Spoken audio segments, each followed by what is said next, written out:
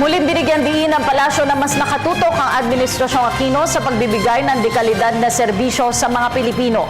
Inihain ito ni Presidential Communications Secretary Sunny Coloma matapos lumabas ang resulta ng survey ng Pulse Asia ukol sa approval at trust ratings ng publiko sa Administrasyong Aquino.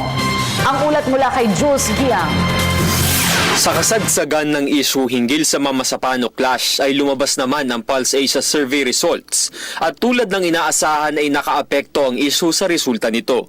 Ngunit hindi apektado ang palasyo dahil dapat tuloy lang ang serbisyo sa bayan, anuman ang lumabas sa mga survey results. Lalo na't 471 na araw na lamang ang nalalabi sa termino ni Pangulong Aquino. Meron ng kaibigan na nag-text sa akin, napansin niya, totoo mang bumaba o bumagsak yung rating, kaya lang sabi niya, tila mas mataas pa ngayon yung number of undecided kesa doon sa disapproval o distrust. Nangangahulugan, no, at nakita rin naman natin dito, no, yung sa 21 points na ibinaba ng approval rating, 12 yung ibinaba ng trust, ng approval, at siyam naman yung sa nagpumunta sa undecided.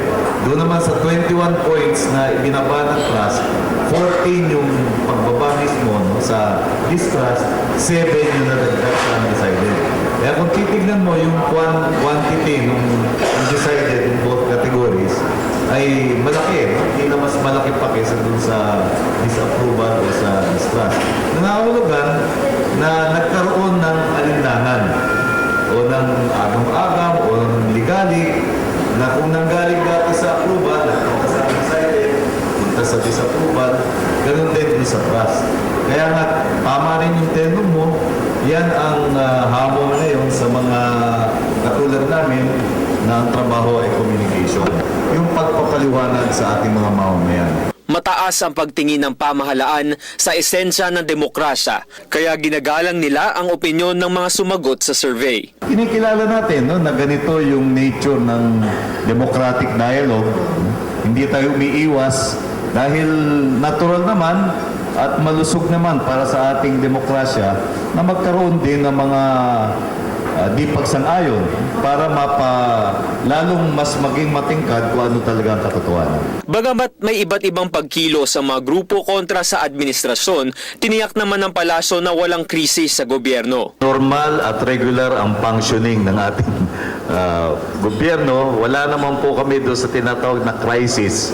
So, hindi po namin ito itinuturing na krisis sapagkat ang tingin lang naman namin dito ay regular na bahagi ng demokrasya yung magkaroon ng aktibong debate.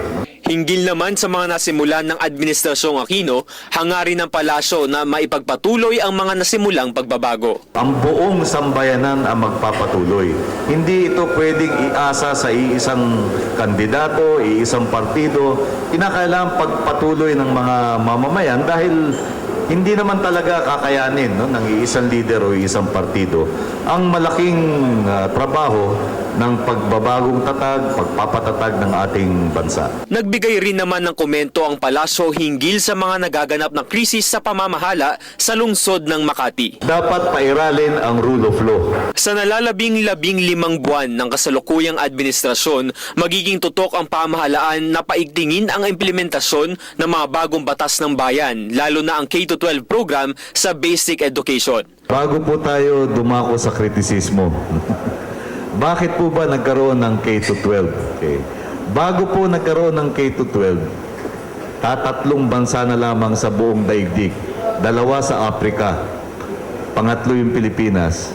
Tatlong bansa lang po ang sa 10 taon lang ang basic education. Sa taong 2016 ay fully implemented na ang K-12 at ayon sa palasyo, ang dagdag na 2 taon ay tiyak na makatutulong upang ang mga mag-aaral ay maging globally competitive. Hinggil naman sa mga madidisplace na mga guro sa 2-year transition, maaaring magbukas ng grades 11 and 12 ang mga kolehiyo at universidad. Patuloy na nagtutulungan ng DepEd, CHED, TESDA at DOLE hinggil sa pagpapatatag ng K-12. Para sa Telebisyon ng Bayan, ako si Jules Giang.